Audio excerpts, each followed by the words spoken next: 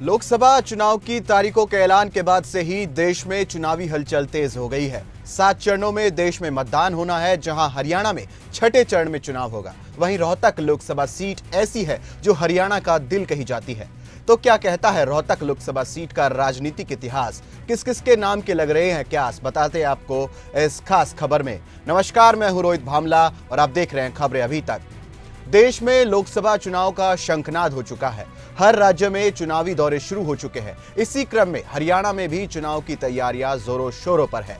पर Rohtak VIP Lok Sabha seat ऐसी seat बनी हुई है जो हरियाणा में राजनीति का केंद्र बनी हुई है, क्योंकि 1952 में अस्तित्व में आई इस सीट पर हुड्डा परिवार का दबदबा रहा है। कांग्रेस ने इस सीट पर 10 बार जीत हासिल की है। वहीं इस सीट पर बीजेपी को एक बार फिर यानी 2019 में यहां पर जीत मिली है।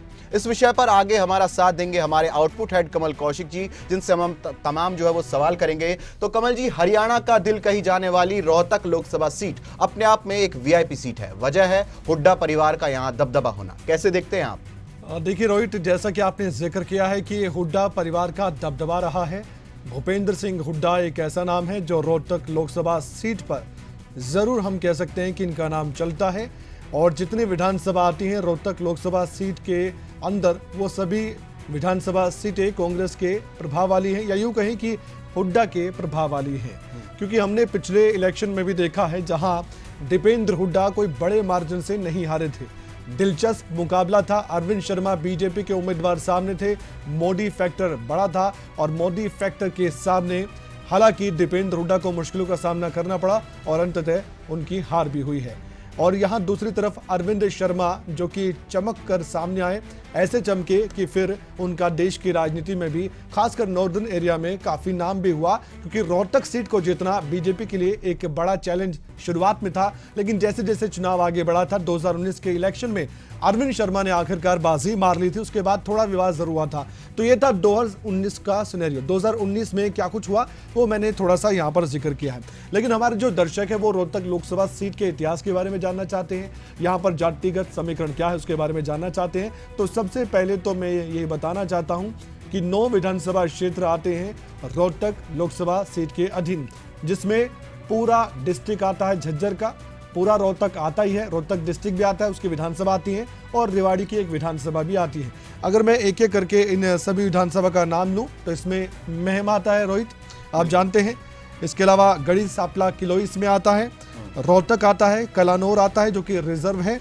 इसके अलावा बहादुरगढ़ आता है, झज्जर जिले में बहादुरगढ़ है और बहादुरगढ़ सीट भी रोहतक लोकसभा सीट में आती है। बादली भी इसी में आता है, आप जानते हैं। झज्जर जो कि रिजर्व है ये भी इसी में आती है। बेरी ये भी इसी सीट में आती है, ये भी झज्जर जिले की विधानसभा है। और रेवाड़ी की एक विधानसभा सीट बेरी जो कि इसी रोहतक, माफ कीजिएगा, कोसली, रेवाड़ी की कोसली सीट है, इसी विधानसभा सीट जो है रोहतक लोकसभा सीट में आती है। अब मैं एक एक करके जातिगत समीकरण की बात करूंगा और फिर मैं ये बात करूंगा रोहित कि कैसे यहाँ पर कांग्रेस ने 2019 के विधानसभा चुनाव में बीजेपी से ज्यादा आगे बढ़ते हुए बाजी मारी है, ये मैं आपको बताना चाहता हूं। लेकिन उससे पहले ये अंदाजा लगाइए कि हर जगह जैसे कि अनुसूचित जाति के वोटर्स अपना प्रभाव रखते हैं, तो यहाँ भी कुछ प्रभाव रखते हैं। 20% के आसपास यहाँ पर अनुसूचित जाति के वोटर हैं। ये जो सेंसस हुए थे, जो जनगणना हुई थी उसके मुताबिक मैं बता रहा हूँ, हालांकि अपडेट होगा तो उसके बाद ये आंकड़ा बदलेगा। और वहीं दूसरी अगर कम्युनिटी की बात करूं तो जाट कम्युनिटी के वोट भी अच्छे खासे यहाँ पर है। जाट समाज भी अपना अच्छा खासा प्रभाव रखता है।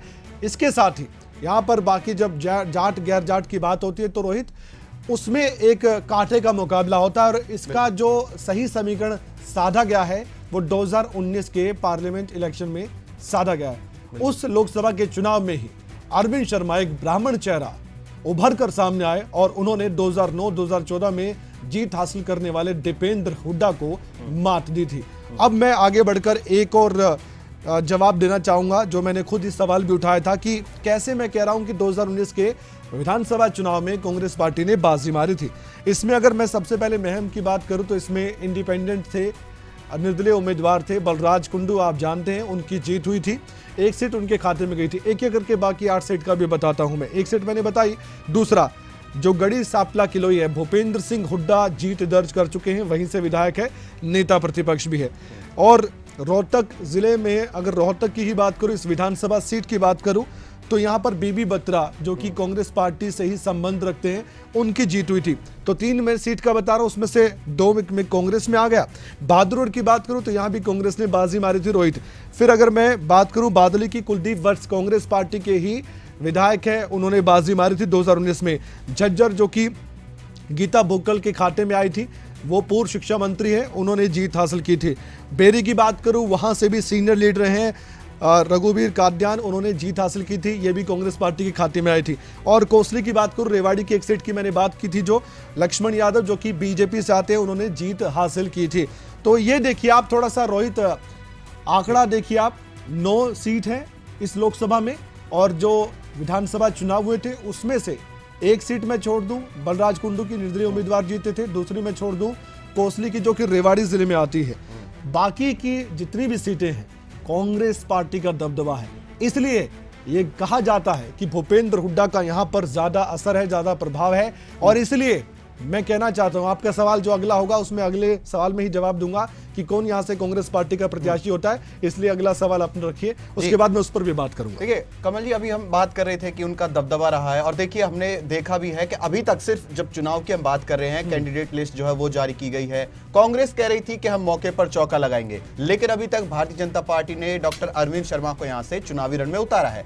बाकी किसी पार्टी ने अभी तक यहां पर कोई घोषणा नहीं की, और आप यही बताने भी वाले थे कि किसके नाम की जो है चर्चा चल रही है, क्यास लगाए जा रहे हैं। तो एक बार बता दीजिए दर्शकों को कि किन किन नामों की चर्चा है। और क्योंकि दीपेंद्र हुड्डा एक बड़ा चेहरा है, अगर हम बात करें रोहतक लोकसभा सीट की, तो दीपेंद्र हुड्डा भी अपने आप में एक अस्तित्व रखते हैं, उस सीट पर पुराना उनका इतिहास भी रहा है। तो क्या अरविंद शर्मा और एक तरफ दीपेंद्र हुड्डा, एक टफ कंपटीशन है यहाँ पर? 2019 का जो मुकाबला है उसमें जो कांग्रेस पार्टी है या दीपेंद्र हुड्डा के समर्थक है, वो बदलापुर करने वाले हैं, उनकी मन की इच्छा है। जी हाँ, वो बदला लेना चाहते हैं, क्योंकि उस समय ज्यादा मार्जिन नहीं था। देखिए लोकसभा सीट की जब बात होती है तो 4000 5000 का मार्जिन बड़ा मार्जिन इसलिए नहीं माना जाता, क्योंकि फिर कैंडिडेट सोचता है कि थोड़ी सी और हमें कोशिश करनी चाहिए थी, थोड़ा जोर और लगाना चाहिए था, इसलिए वो एक मलाल रह जाता है। 2019-2024 5 साल मेहनत करना, दीपेंद्र हुड्डा जाहिर तौर पर हम हमारे जरिए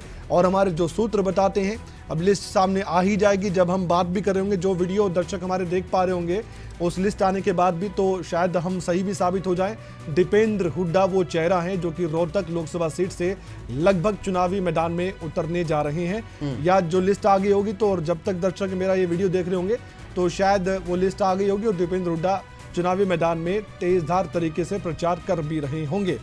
दीपेंद्र हुड्डा क्यों, एक मन में सवाल ये भी होगा, क्योंकि 2009-2014 का एक्सपीरियंस, 2019 का अनुभव, और जो हार हुई है कैसे हुई, क्यों हुई है, ये सब कुछ उन्होंने मंथन किया होगा, और जो कमी रह गई है उसको अभी पूरा करने की कोशिश जरूर की जाएगी।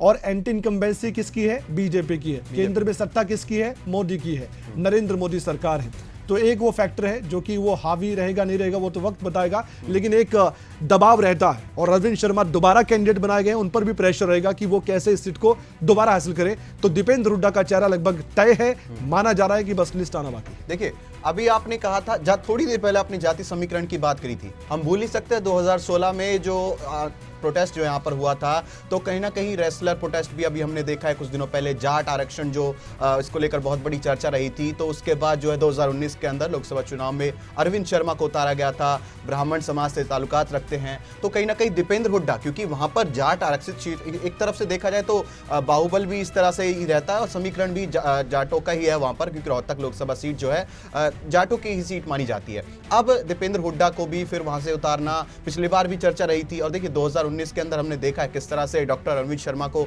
उतारा गया, क्योंकि वो प्रोटेस्ट उनके मन में कहीं ना कहीं खल गया था, जिसके बाद वहां पर वो बदलाव चाह रहे थे। आपने कहा दीपेंद्र हुड्डा की यहाँ पर बात होगी, दीपेंद्र हुड्डा को यहाँ से उतारा जाएगा, तो क्या कहीं ना कहीं वो आरक्षण की वो चीजें वो भूल सकते हैं, वो डॉक्टर अरविंद शर्मा को उतारना, अब वो किस तरह से चेंज देखना चाहेगी रोहतक लोकसभा सीट की अगर हम बात करें? देखिए अभी 400 पार का नारा जो दिया गया है रोहित, वो एक माहौल बनाने के लिए बीजेपी ने दिया है पूरे देश में। हरियाणा की 10 लोकसभा सीटें जीतने का बड़ा लक्ष्य है, क्योंकि आपने 10 लोकसभा सीट जीती, आप एक भी लूज नहीं करना चाहेंगे। बिल्कुल। और ये ही एक दबाव रहता है। मैं अक्सर क्रिकेट मैच से तुलना करता हूँ, जब किसी भी वर्ल्ड कप को टीम जीतती है, अगला वर्ल्ड कप फिर खेलना होता है, तो उसको अपना जो वर्ल्ड कप है वो बचाना होता है, डिफेंडिंग चैंपियन है। तो इस तरह से चैंपियन है एक बीजेपी 2019 के चुनाव की। एक बार फिर से चैंपियन बनने के लिए हर सीट जीतना बहुत ज़रूरी है, इसलिए रोहतक लोकसभा सीट पर पूरा जोर लगाया जाएगा। रोहित, सभी फैक्टर्स देखे जाएंगे। मैं आंकड़ा बताऊंगा तो आप हैरान होंगे, वैसे तो आपको मालूम होगा, हमारे दर्शक थोड़े दंग रह जाएंगे। 46.7% वोट मिले थे, 46.7% दीपेंद्र हुड्डा को 2019 के लोकसभा चुनाव में। अरविंद शर्मा को 46.9%, टाके मतलब बिल्कुल कांटे की टक्कर थी। 0.2% का सिर्फ फर्क रोहित, 0.2% फर्क। बिल्कुल, इसे पार पाना या इसे बढ़ाना कितना मुश्किल कितना आसान है ये राजनीतिक पार्टी के नेता जानते हैं। दीपेंद्र हुड्डा, भूपेंद्र हुड्डा अच्छे से जानते हैं। भूपेंद्र हुड्डा चुनाव नहीं लड़ेंगे लोकसभा का, ये साफ तौर पर लग रहा है।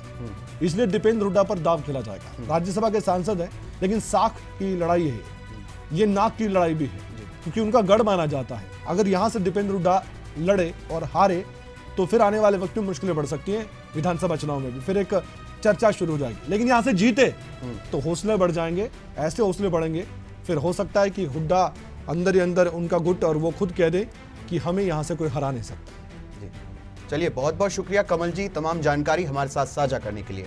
अब हम आपको रोहतक लोकसभा सीट का राजनीतिक इतिहास बता दें तो पूर्व सीएम भूपेंद्र सिंह हुड्डा के पिता रणवीर हुड्डा 1952 व 1957 में रोहतक से सांसद रहे, जबकि भूपेंद्र हुड्डा ने 1991, 1996, 1998 और 2004 में जीत हासिल की है। दीपेंद्र 2005, 2009 व 2014 में जीत हासिल कर चुके हैं, जबकि चौधरी देवीलाल 1989 में रोहतक से न केवल सांसद बने बल्कि देश के उप प्रधानमंत्री की कुर्सी भी उन्होंने हासिल की थी।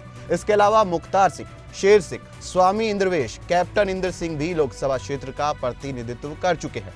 अब डॉक्टर अरविंद शर्मा भाजपा के टिकट पर दूसरी व वैसे तीसरी बार मैदान में आ गए हैं। रोहतक लोकसभा के अंतर्गत 9 विधानसभा की सीटें आती है। इसमें महम, गढ़ी, सांपला, रोहतक, कलानौर, बहादुरगढ़, बादली, झज्जर, बेरी और कोसली जो है वो विधानसभा सीट शामिल है। अब रोहतक लोकसभा सीट पर तमाम पार्टियां अपने किस किस उम्मीदवार को जो है यहां पर उतारती है, ये तो आने वाले दिनों में देखने को मिलेगा। लेकिन 4 जून को यह साफ हो जाएगा कि कौन जीतेगा रोहतक का रण। फिलहाल इस रिपोर्ट में इतना ही। ऐसी तमाम खबरों के लिए आप देखते रहिए खबरें अभी तक।